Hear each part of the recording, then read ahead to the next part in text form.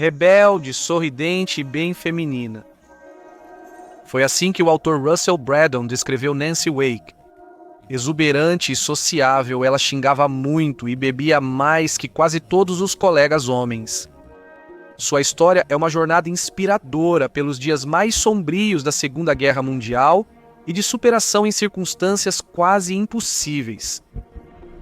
Líder destemida, sabotadora habilidosa e dedicada à resistência francesa, Nancy teve papel notável contra a Alemanha nazista e sua habilidade de escapar da Gestapo lhe rendeu o apelido Rato Branco.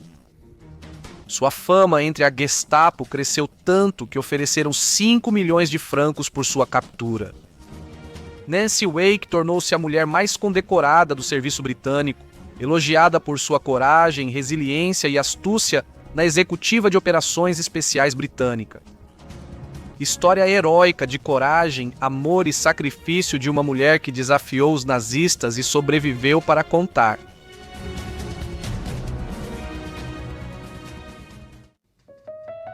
Nancy Grace Augusta Wake nasceu em Wellington, Nova Zelândia, em 30 de agosto de 1912. Em 1914, sua família mudou-se para Sydney, Austrália, onde Nancy viveu sua juventude. Nancy, jovem de espírito livre e independente, saiu de casa aos 16 anos para trabalhar como enfermeira. Em 1928, Nancy recebeu uma herança de 200 libras de uma tia falecida, que ela usou para pagar a passagem para explorar o mundo. Após viajar por Nova York, Paris e Berlim, ela treinou como jornalista em Londres. Nos anos 1930, ela se mudou para Paris e virou correspondente europeia dos jornais Hearst. Nancy aproveitava o estilo de vida parisiense, trabalhando duro como jornalista durante o dia e frequentando cafés e clubes glamurosos à noite. Nancy presenciou de perto a ascensão de Adolf Hitler e a ameaça nazista. Um amigo, ex-membro socialista do parlamento alemão, que fugiu após Hitler assumir em 1933, contou a Nancy e seus amigos sobre a grave situação política na Alemanha. Nancy e colegas decidiram, em 1934, viajar a Viena para acompanhar os desdobramentos políticos e vender artigos. Lá, eles testemunharam o maltratamento e a perseguição da população judaica local. Em outra viagem a Berlim, Nancy viu a presença constante da Sturmabteilung, ou tropas de assalto, camisas marrons, e seu tratamento cruel aos judeus. Essas experiências fortaleceram as convicções de Nancy e sua determinação de enfrentar a tirania nazista. Nancy retornou a Paris, onde passou os anos seguintes levando uma vida relativamente despreocupada.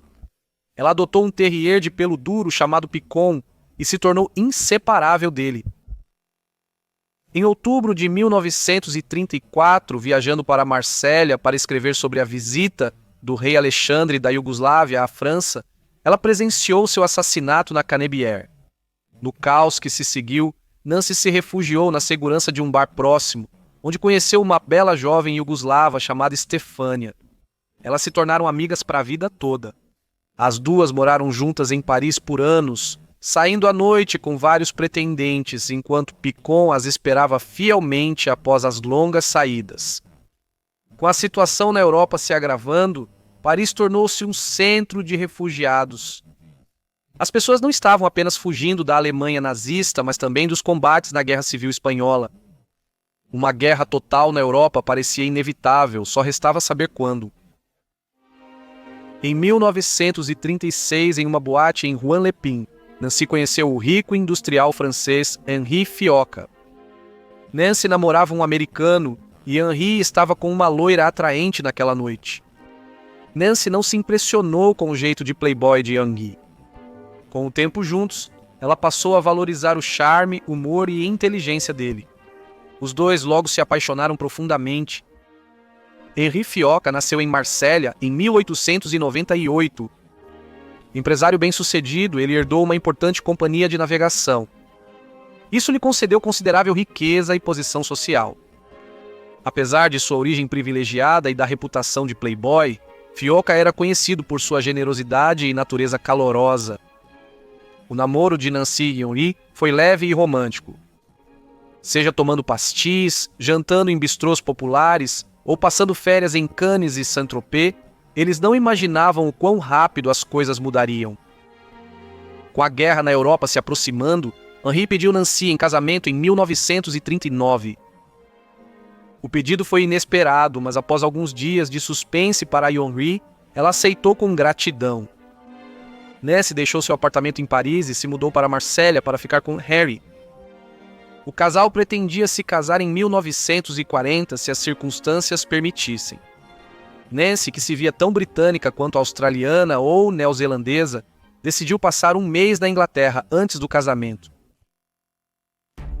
No entanto, como o destino quis, Nancy desembarcou do trem na estação Paddington em 3 de setembro de 1939, sendo recebida pela chocante notícia do início da Segunda Guerra Mundial. Nancy precisou abandonar seus planos e retornar rapidamente à França. Henry e Nancy anteciparam o casamento e realizaram a recepção no dia 30 de novembro de 1939 no Hotel du Louvre-et-Paix. Após uma breve lua de mel em Cannes, os recém-casados retornaram a Marsella, onde Nancy se estabeleceu em sua nova vida como dona de casa francesa.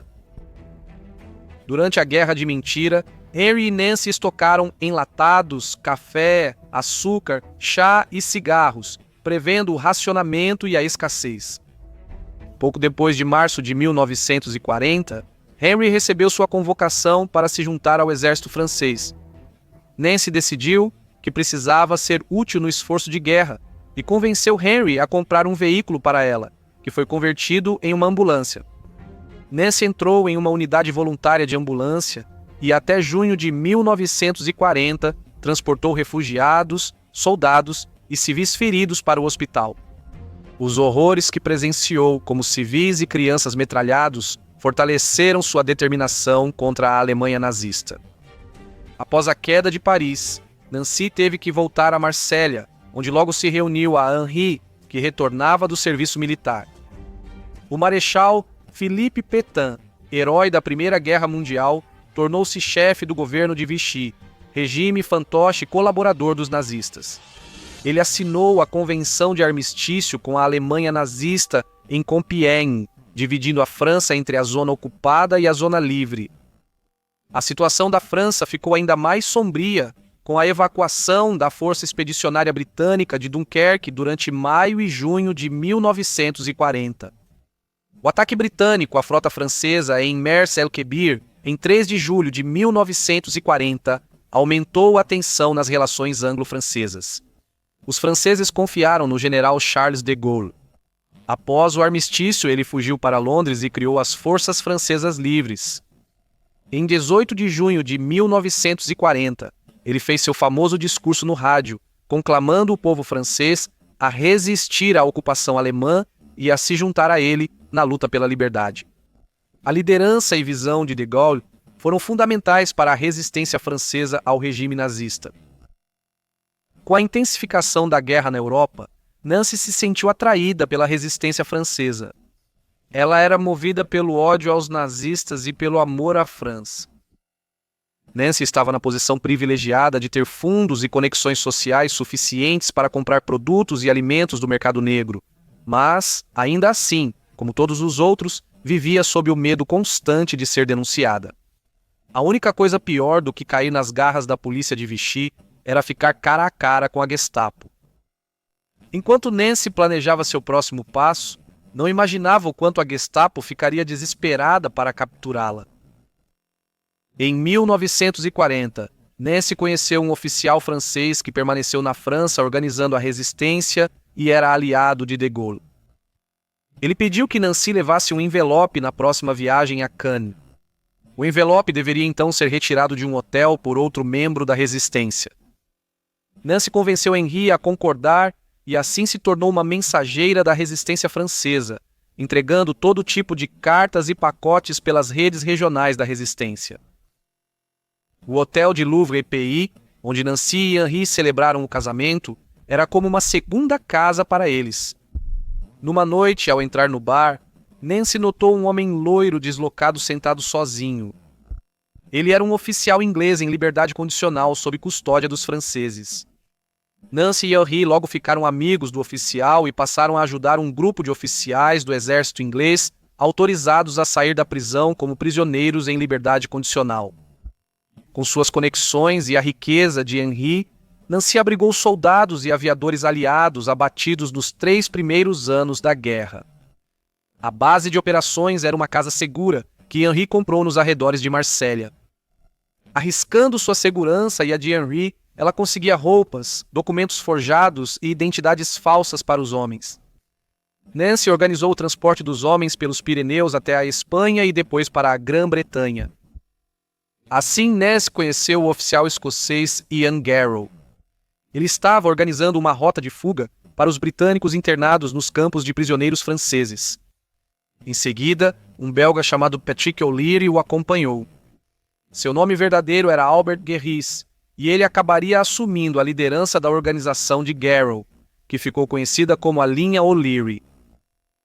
Com o apoio do marido, Nancy passou a atuar como mensageira da resistência francesa, contrabandeando documentos, distribuindo panfletos e ajudando aviadores aliados a fugir da França. Em 1942, Henry e Nancy souberam que Garrow havia sido preso.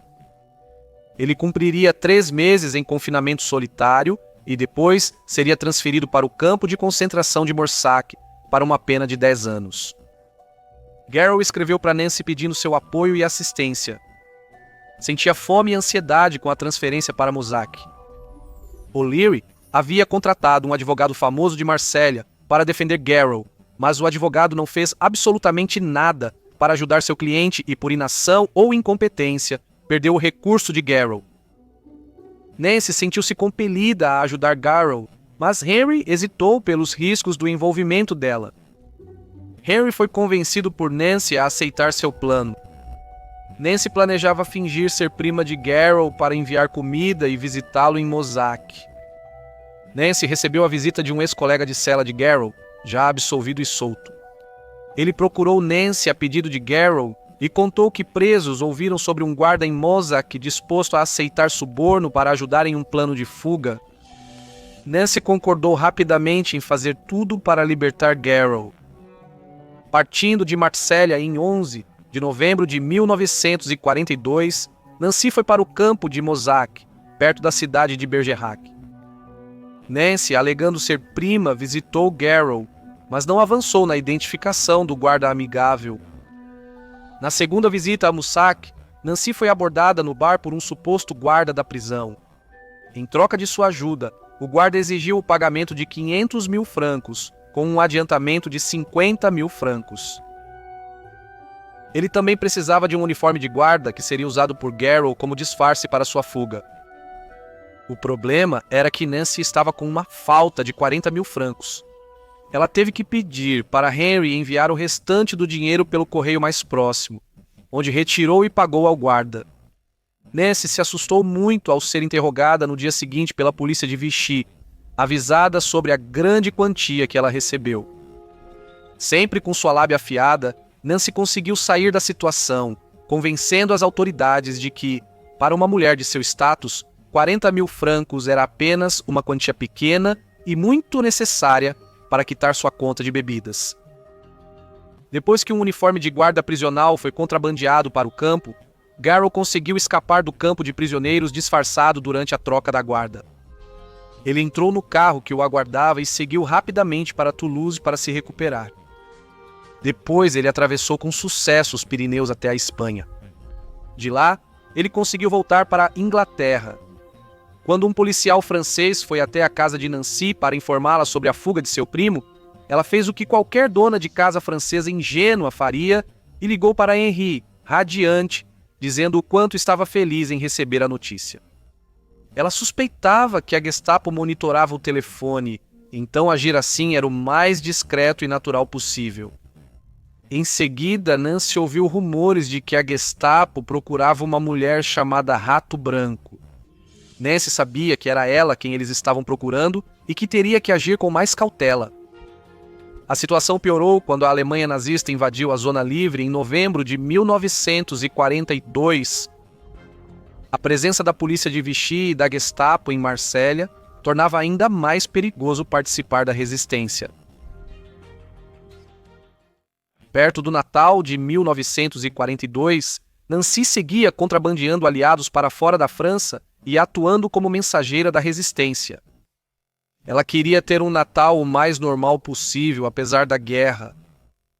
Henrique tinha um chalé em Navache e, como antes da guerra, Nancy comprou um leitão e um terreno para plantar batatas para alimentá-lo. Fazendeiro local foi contratado para engordar o porco para o Natal. Quando o porco estava pronto para o abate, Nancy viajou de ônibus até Navache, onde pegou a carne de porco do mercado negro. Porém, moradores locais contaram a Nancy que a Gestapo procurava uma jovem que havia pegado recentemente o ônibus para Navache.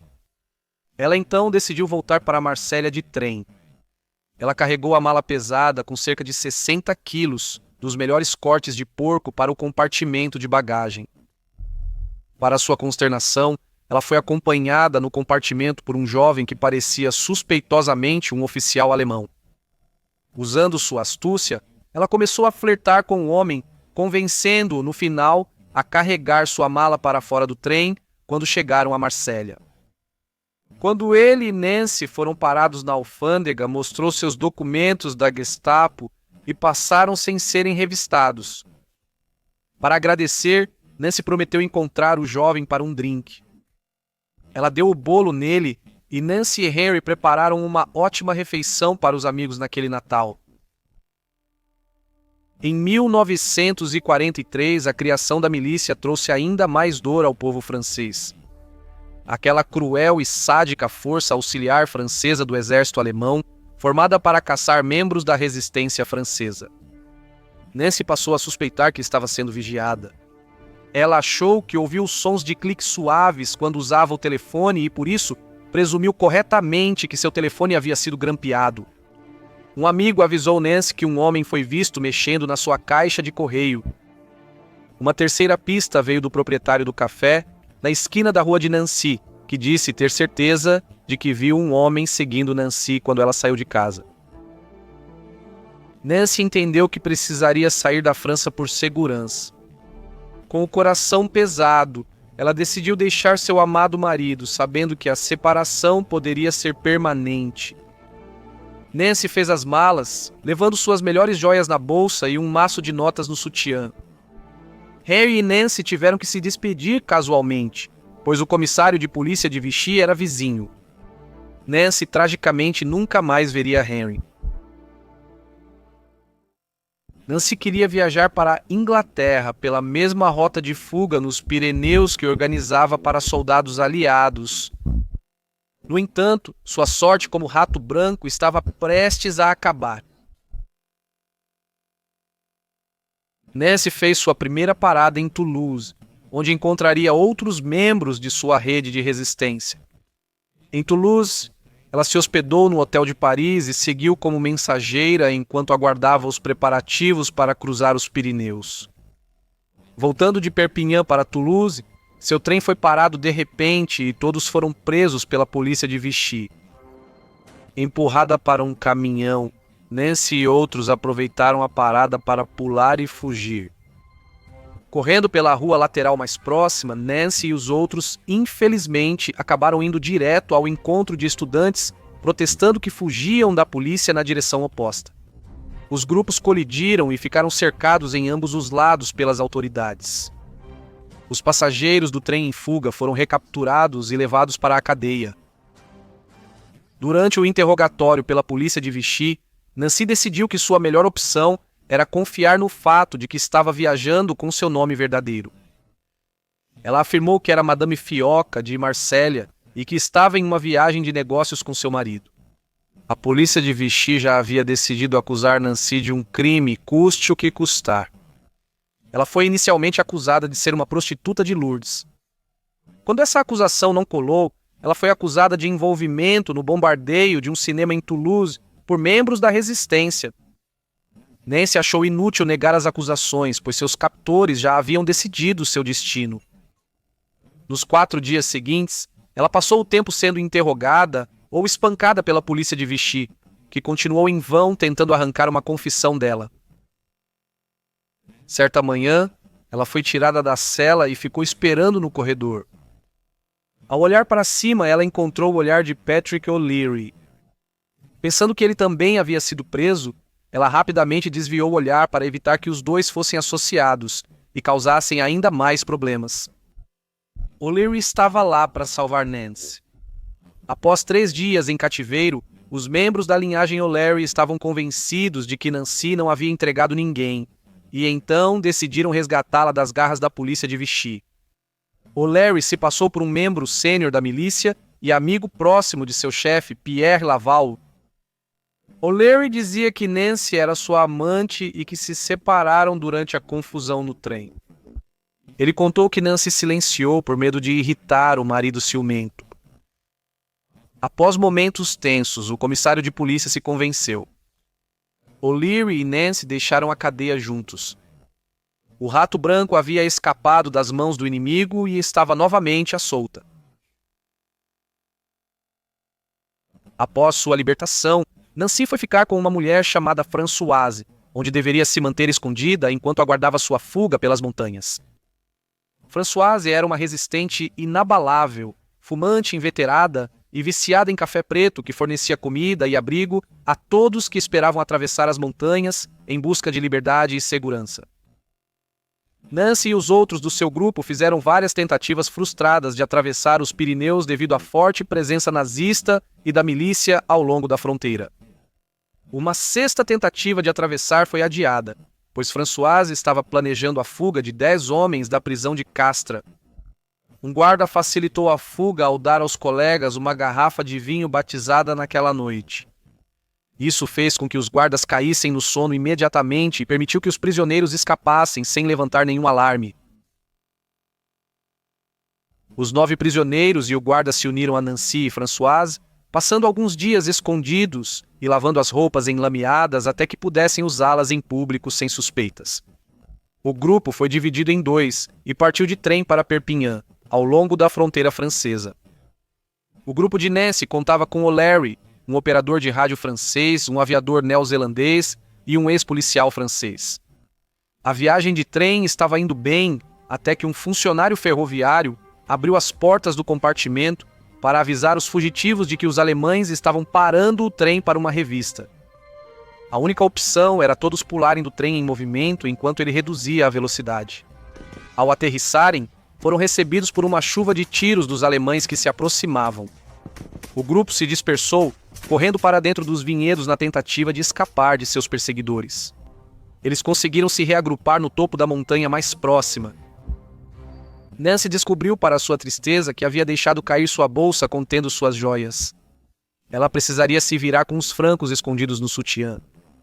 O grupo ficou 2 noites frias em um celeiro abandonado, escondendo-se de dia e caminhando à noite até a casa segura de O'Leary em Canet-Plage. De lá, eles pegaram um trem de volta para Toulouse para começar tudo de novo.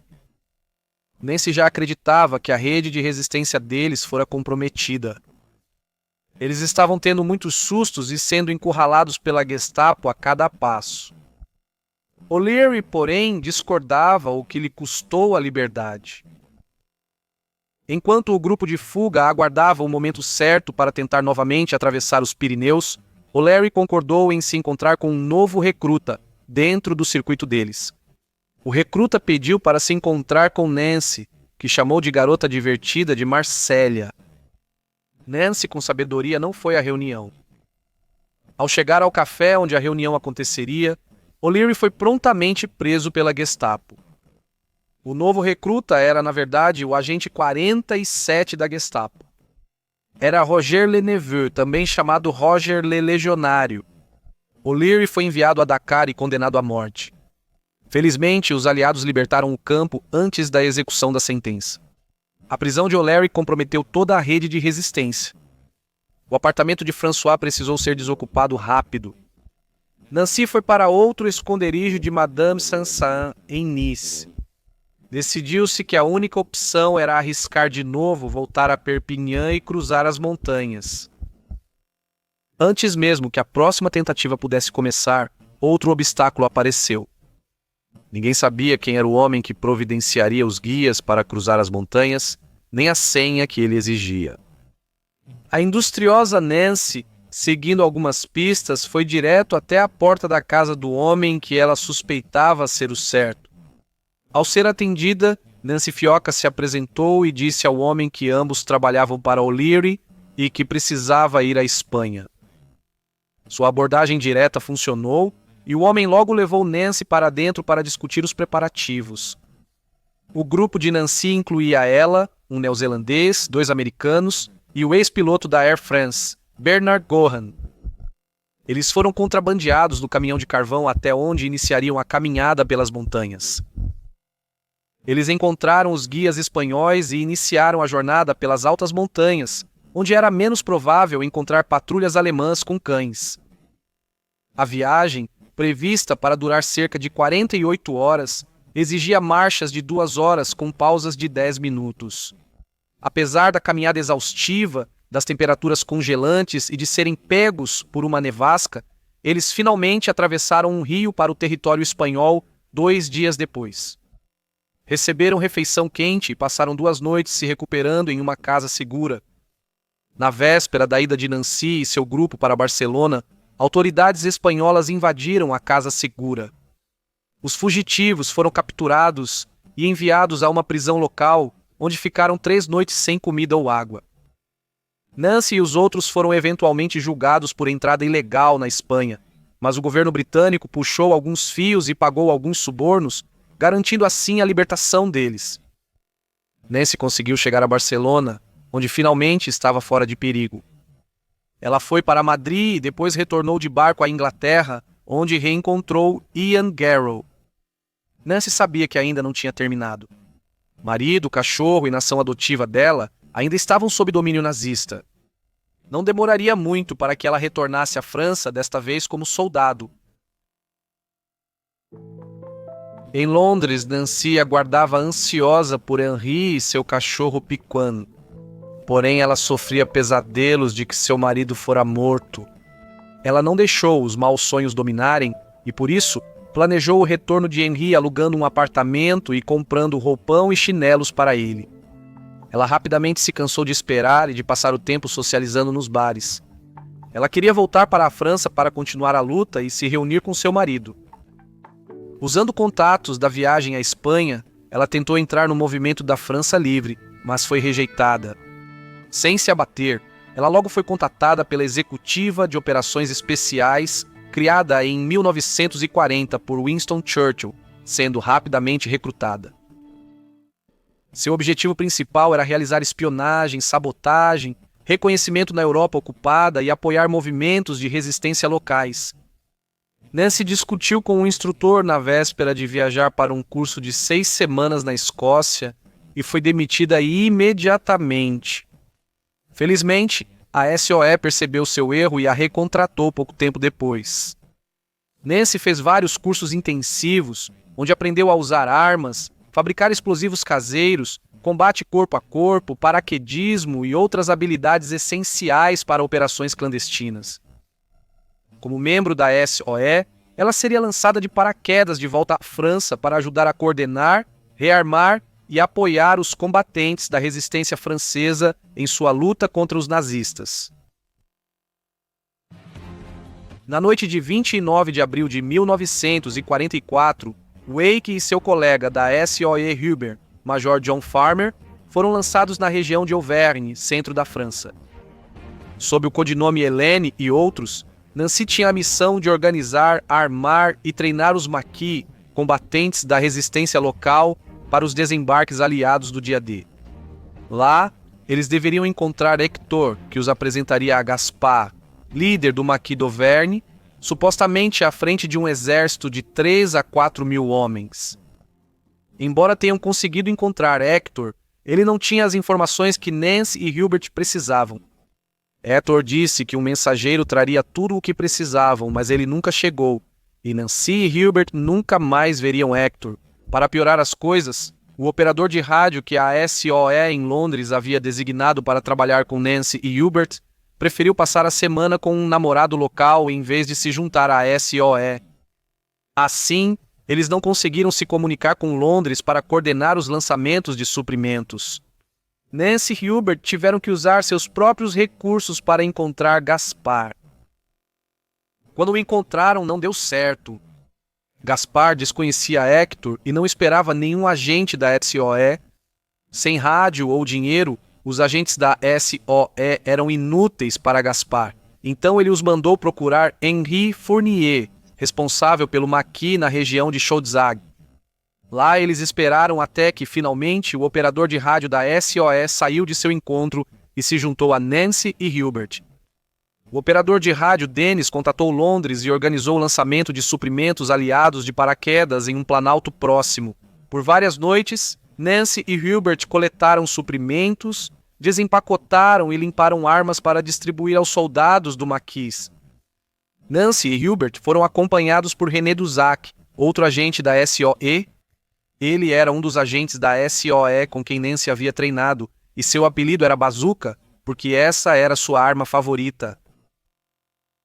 Embora o destino do Reich de 1000 anos de Hitler já estivesse selado em 1944, Nancy e os maquis sabiam que ainda teriam que lutar antes que a França fosse libertada. Mal passava um dia sem confrontos entre os maquis e o exército alemão. Em 6 de junho de 1944, tropas aliadas desembarcaram na Normandia, mas os combates continuaram no centro da França, onde Nancy estava. Em 10 de junho de 1944, 11.000 soldados alemães, com tanques, artilharia e blindados, atacaram os 3.000 homens de Gaspar em Montmouchet. Os maquis lutaram ferozmente, causando enormes baixas ao lado alemão, mas acabaram sendo forçados a se retirar da área e se uniram às forças de Fournier.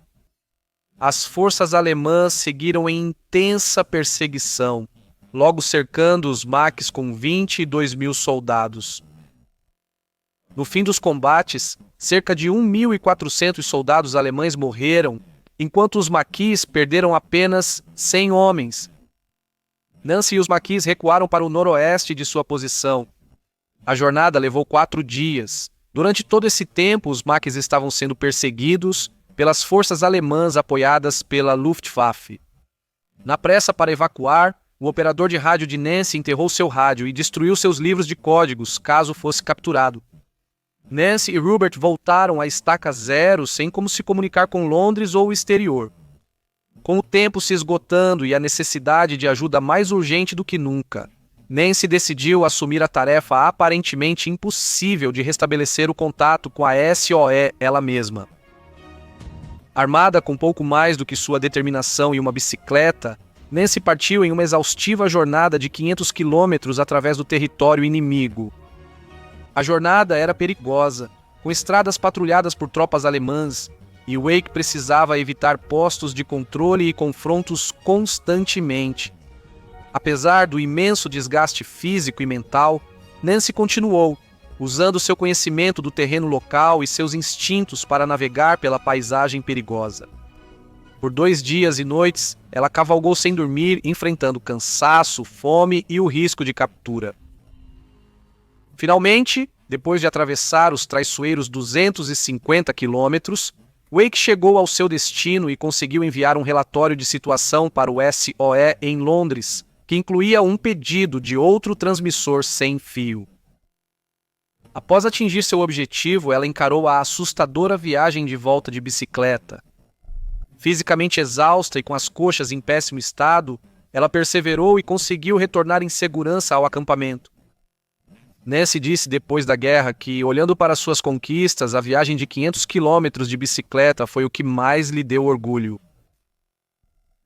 Um grupo menor de Maxara acampou perto de Granda, na região de Alia. O SOE enviou um jovem fuzileiro naval americano, como operador de rádio de Nancy, para restabelecer comunicações confiáveis. Cansada de dormir ao relento no chão frio e duro, Nancy conseguiu fazer um acordo pelo qual garantiu suprimentos adicionais de metralhadoras Bren em troca de receber um pequeno ônibus onde pudesse colocar um colchão. Nancy conseguiu guardar algumas de suas camisolas de renda de antes da guerra e dormia com elas todas as noites, para a diversão do Max Sarge. O grupo de Nancy planejava seguir sabotando e enfrentando os alemães enquanto mantinha mobilidade. Os alemães tinham uma vantagem numérica esmagadora Então a resistência precisava se manter em movimento e adotar táticas de guerrilha.